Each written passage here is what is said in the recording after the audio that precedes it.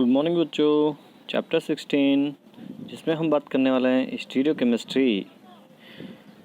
सबसे पहले इंट्रोडक्शन की बात करते हैं। तो जो आइसोमेरिज्म है वो फर्स्ट ऑफ डिस्कवर किया गया था, जर्मन केमिस्ट थे लिबिंग और वोहलर। इन्होंने 1820 के अंदर आइसोमेरिज्म का पता लगाया था। इन्होंने सिल्वर फुलमिनेट AgOCN जिसका फार्मूला होता है और सिल्वर साइनेट जिसका फार्मूला होता है AgCNO, ठीक है कि नहीं। तो AgOCN सिल्वर फुलमिनेट और सिल्वर साइनेट AgCNO, इनको देखा और बताया कि इनका मॉलिक्यूलर फार्मूला यानी कि एटॉमिक कंपोजिशन तो सेम है बट डिफरेंट प्रॉपर्टीज हैं इनकी, ठीक है कि नहीं। फिर सेम यही ब्रिजिलियस ने आगे जाके और स्टडी की, ब्रिजिलियस एंड वूलर ने, और इन्होंने फाउंड किया कि जो अमोनियम साइनेट है, ठीक है, NH4CNO एंड यूरिया जो है, इनका भी मॉलिक्यूलर फार्मूला सेम है बट प्रॉपर्टीज़ जो हैं डिफरेंट हैं, ठीक है। गेलुशाक है, गेलुशाक ने भी सजेस्ट किया और बताया कि ये जो डिफरेंस होता है, ये जो आइसोमेरिज्म होता है मॉलिक्यूल्स के अंदर, ये होता है उनकी एटम्स की डिफरेंट पोजीशन, उनका डिफरेंट अटैचमेंट के कारण से। ये एटम्स जो हैं डिफरेंट टाइप से अटैचमेंट होते हैं जिसके कारण से ये इसके अंदर स्टीरियो केमिस्ट्री में अपन ये जो आइसोमेरिज्म है ये उनके अंदर प्रेजेंट होता है मॉलिक्यूल्स में। ब्रिजिलियस ने फर्स्ट ऑफ ऑल ये जो आइसोमेरिज्म है ये वर्ड यूज किया सबसे पहले। चलो तो अब इसी की अपन डेफिनेशन की बात कर लेते हैं। Definition of isomerism: the compounds which have same molecular formula but having different properties are known as isomers, ठीक है कि नहीं।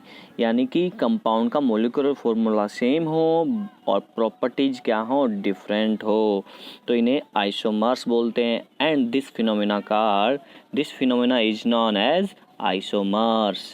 इस फिनोमेना को हम आइसोमर्स कहते हैं।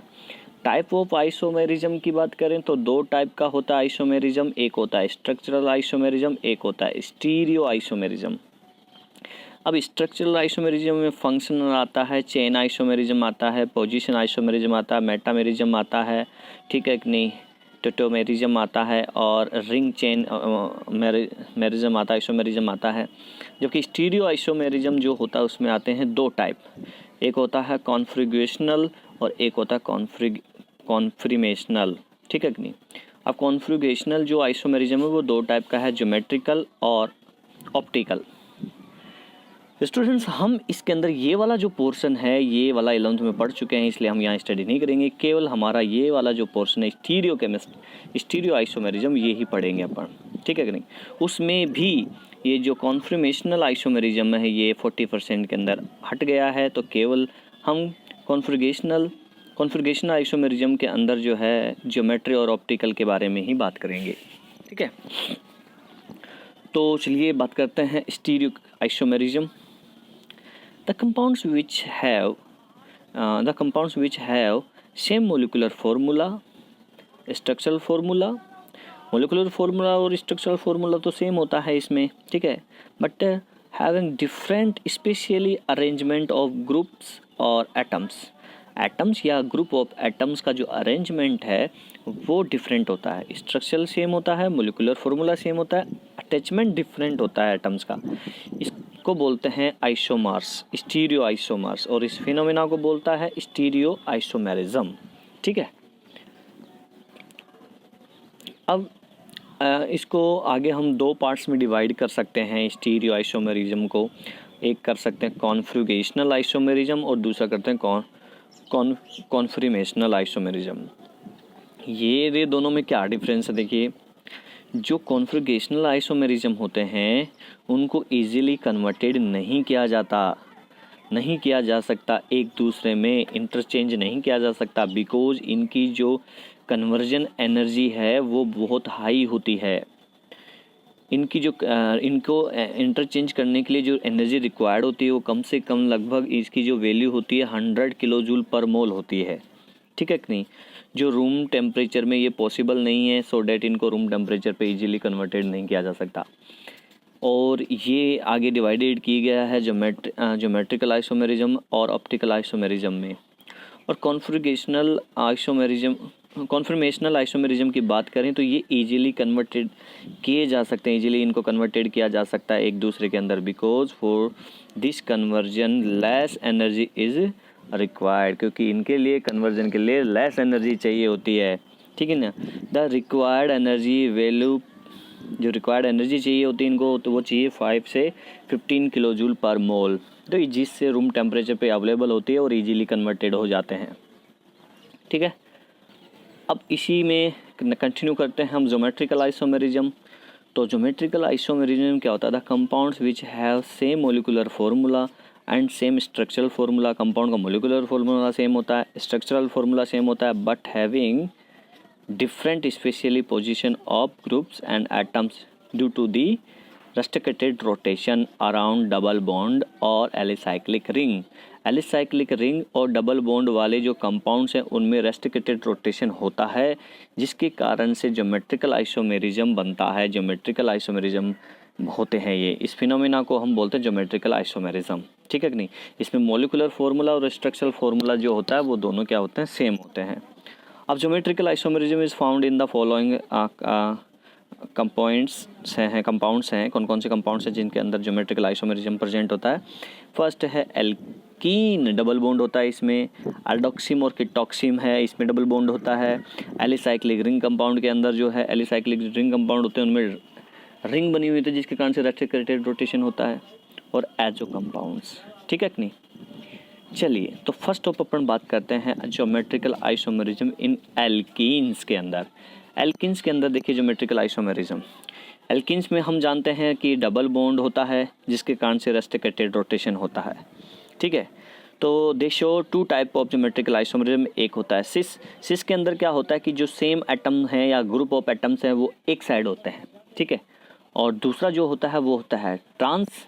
तो ट्रांस में क्या होता है? सेम जो एटम्स और ग्रुप ऑफ एटम्स है वो होते हैं अपोजिट साइड में।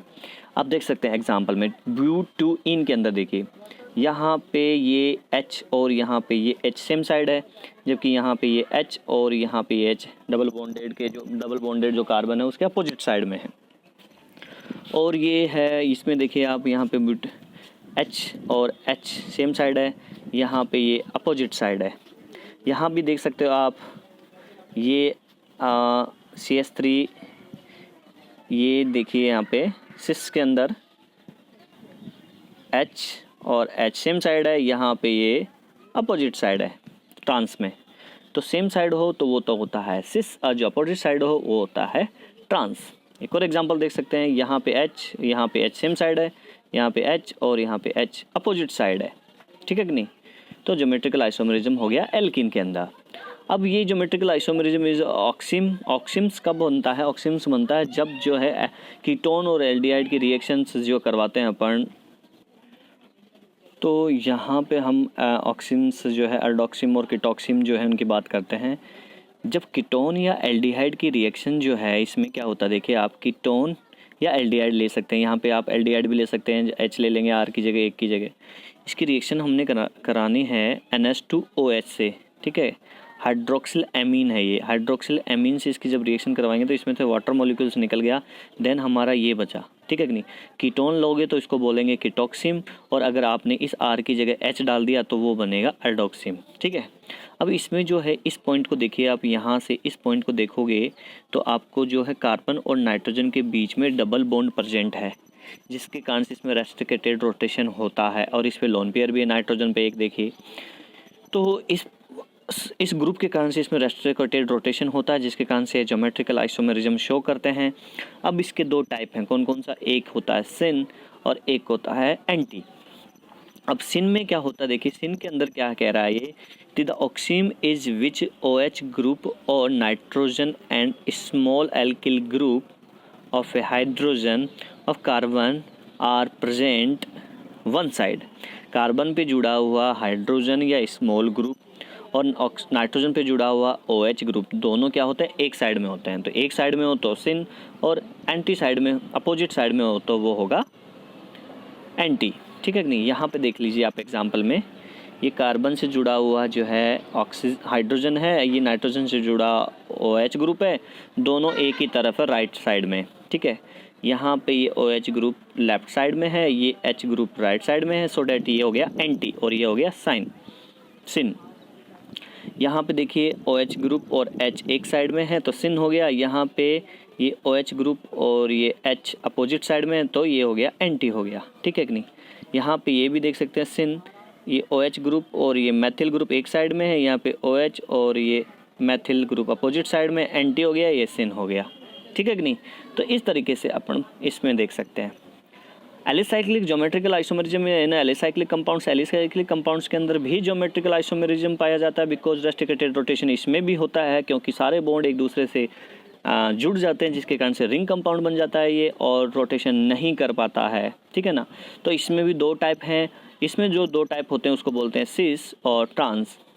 वही चीज़ है कि अगर सेम साइड हो तो सिस हो जाएगा, अपोजिट साइड हो तो वो हो जाएगा ट्रांस, ठीक है कि नहीं। तो देखिए यहाँ पे अगर बात करें, ये देखिए ये दोनों को देखिए, ये ग्रुप जुड़े हुए हैं मैथिल और ये नीचे की तरफ H है, ठीक है कि नहीं। ऊपर की तरफ यहाँ पे मैथिल है और नीचे की साइड में हाइड्रोजन है, तो ये सिस हो गया। एक ही साइड में सेम है, यहाँ पे हाइड्रोजन है तो यहाँ पे नीचे की तरफ मैथिल है, नीचे की तरफ अपोजिट है, ऊपर भी देखा अपोजिट है, मैथिल और H अपोजिट है, सो डैट ये हो गया ट्रांस, ठीक है कि नहीं। एंड बात करें यहाँ पे इसकी, तो ये देखिए आप यहाँ पे दोनों सेम हाइड्रोजन नीचे की तरफ है, दोनों क्लोरीन ऊपर की तरफ है एक साइड में, सो ये सिस हो गया। और ये ट्रांस में देखिए अपोजिट आ गया, यहाँ पे H और Cl अपोजिट हो गया ना, नीचे की तरफ, ऊपर भी अपोजिट हो गया Cl और H, सो ये हो गया ट्रांस। एंड ये एग्जांपल भी आप देख सकते हैं आराम से, कोई दिक्कत नहीं है, ठीक है कि नहीं। चलो इस वीडियो में यहीं तक बात करेंगे, नेक्स्ट वीडियो